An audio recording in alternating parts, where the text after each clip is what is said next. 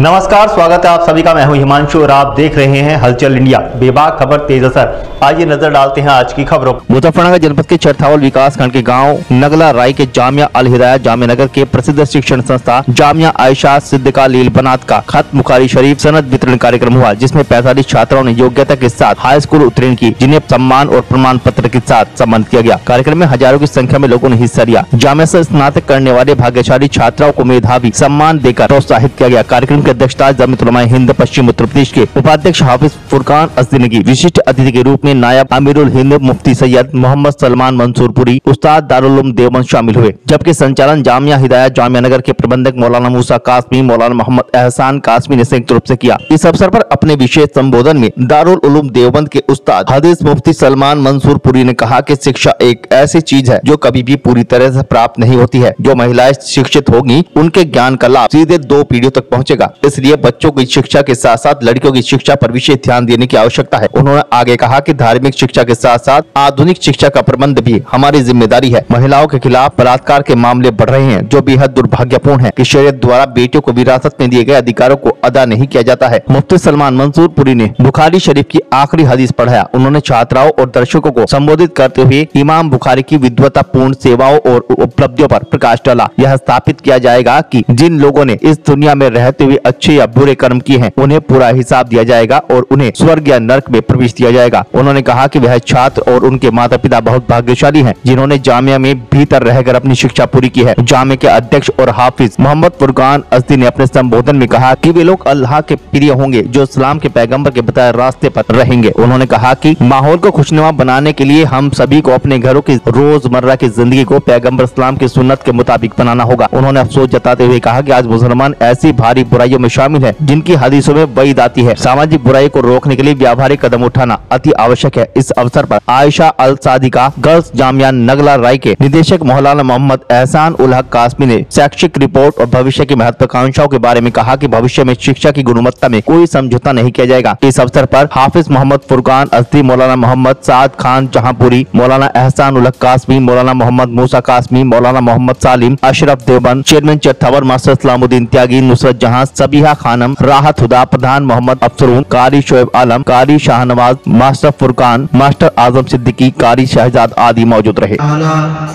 हदीस शरीफा की बरकत से उन सबको मालामाल फरमाए और जिस तरह पढ़ने की तौफीक अता हुई है इसी तरह इन हिदायत पर अमल की सआदत भी जिंदगी में नसीब हो।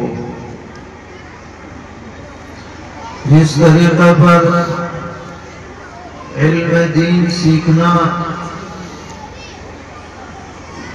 मर्दों पर लाजिम है,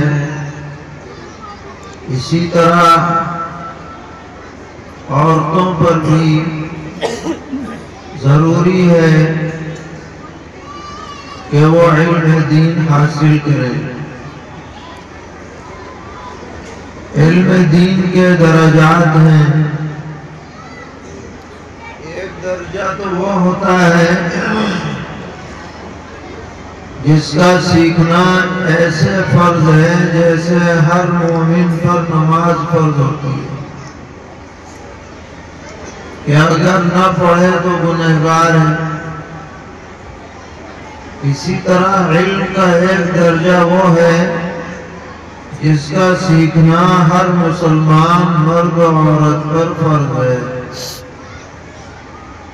वो दर्जा क्या है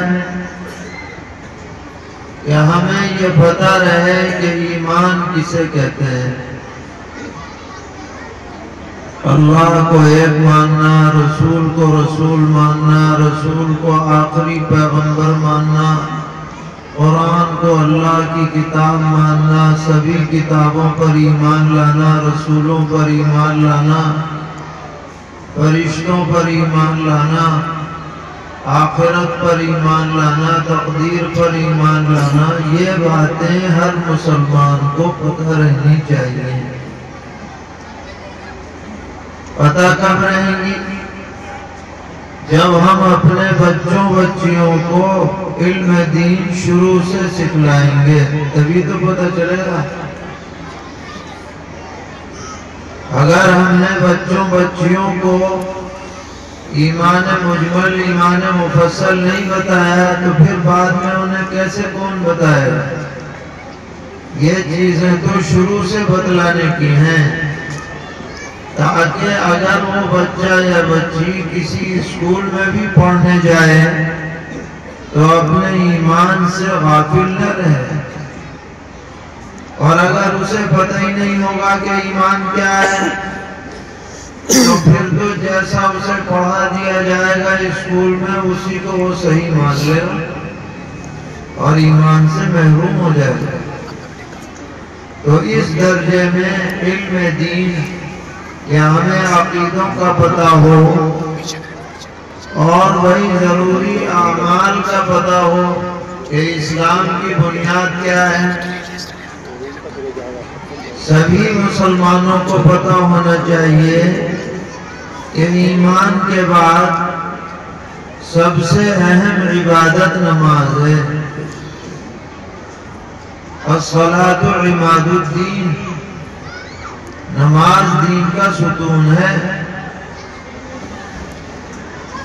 और जब आदमी नमाज के बारे में जानेगा तो नमाज का तरीका भी तो आना चाहिए। नमाज कोई नाम थोड़ी है, सिर्फ नमाज तो एक मुकम्मल अमल है। उसकी शर्तें हैं, उसके अरकान हैं, उसके फराइद हैं, उसके वाजिबात हैं, उसकी सुन्नतें हैं, उसके मुस्तहब्बात हैं। जब आदमी नमाज को जानेगा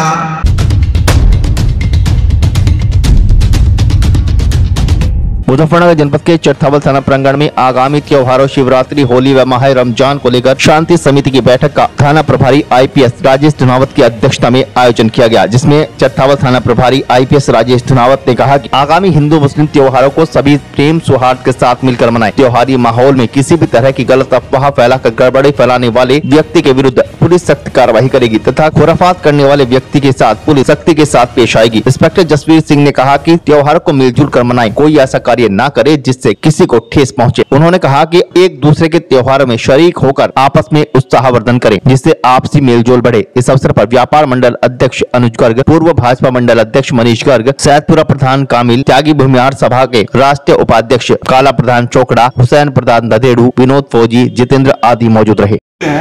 कि उस टाइम 12-1 बजे तक थोड़ा सा शांत हो जाएंगे, लेकिन किसी समूह से अपने आप को बचाना भी अच्छा है। मैं वर्दी पहने हुए हूँ, सामने 50 आदमी रंग खेल रहे हैं और वो बिल्कुल उधम कूद रहे हैं, तो मेरी समझदारी है कि मुझे कुछ बचना नहीं। जो रंग से परहेज करते हैं, समाज में अपनी ऐसी जागृति पैदा कर, उनसे दूर हम ही रह जाएं। सही नहीं बात भाई। उस समय वो अपने सेंस में नहीं रहते हैं। कुछ लोगों को उस दिन के लिए वो समझते हैं आज मैं लाइसेंस मिल गया, नशा करने का लाइसेंस मिल गया, तो उस दिन हमें भी उनसे बचना है। समझी बात नहीं। दूसरा, तरावी जब शुरू होती है तो तरावी रात्रि में 8-8:30 बजे के बाद शुरू होती है, तो वो काफ़ी देर तक चलती है। उसको उस समय भी विशेष सतर्कता बरती जाती है, विशेष सतर्कता बरती जाती है।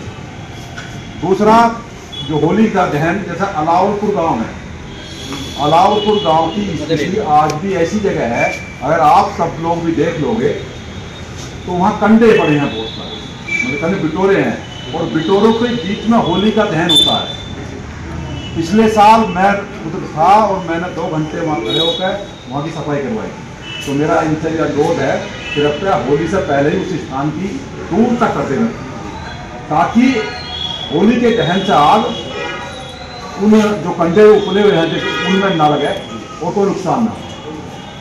गांव में हालांकि हम 2-2, 3-3 गांव को मिलकर या प्रत्येक गांव में सिपाही की, होमगार्ड की नियुक्ति करते हैं, इस वजह से कि समय से पहले कोई होली का दहन ना। लेकिन कुछ उपद्रवी तत्व हैं जो होली का दहन समय से पहले कर देते हैं और फिर एक दूसरे पर आरोप प्रत्यारोप लगते हैं। वो कानून महीना भी बड़ा पवित्र महीना है, इसमें सभी चीजों का रोजा है, खाली भूख रहने का ही रोजा नहीं। इसमें आँख का भी रोजा है, जबान का भी रोजा है, यानी निगाहों से हम गलत देखेंगे नहीं, सोच से हम गलत सोचेंगे नहीं, जबान से हम गलत बोलेंगे नहीं और करने के लिए हम गलत करेंगे नहीं। तो इसलिए सभी चीज पे रोजा है। अब उसमें ऐसी भूख लगी हुई में एक चीज से दिक्कत आए, कहीं हम गंदगी तलाश देख लें, कुछ कीड़े या गंदगी या कपड़ों पे लग जाए या कोई चीजों को प्रॉब्लम। हमारे यहाँ रोड बन रहा और नाला बनते बनते काफी दिन, अभी भी मैं एक जेसीबी रात से खड़ी कर रखी है, जब बारिश होगी तो मैं जेसीबी बजवाऊंगा। और गलियों में बहुत पानी भर रहा है, सभी गलियों में। कैसे तो अपनी सब्जी वगैरह लेने के लिए बच्चे जाएं, कैसे मस्जिदों में नमाज पढ़ने के लिए जाएं, तो वहाँ हमें बहुत बड़ी दिक्कत हो रही है। हम सभी से कोशिश कर चुके, ADM साहिबा का भी कह चुके, सब कुछ कर चुके। हमने अपने पत्रकारों के द्वारा, बंधुओं के द्वारा उससे कोई दिक्कत है, हमारी संतुष्टि हो जाए, कुछ हम कोशिश करेंगे। आपसे विदा लेने का, कल फिर होंगे हाजिर कुछ नई और ताज़ा खबरों के साथ। तब तक के लिए दीजिए हमें इजाजत। नमस्कार। हमारे YouTube और Facebook चैनल को फॉलो और सब्सक्राइब करना ना भूलें।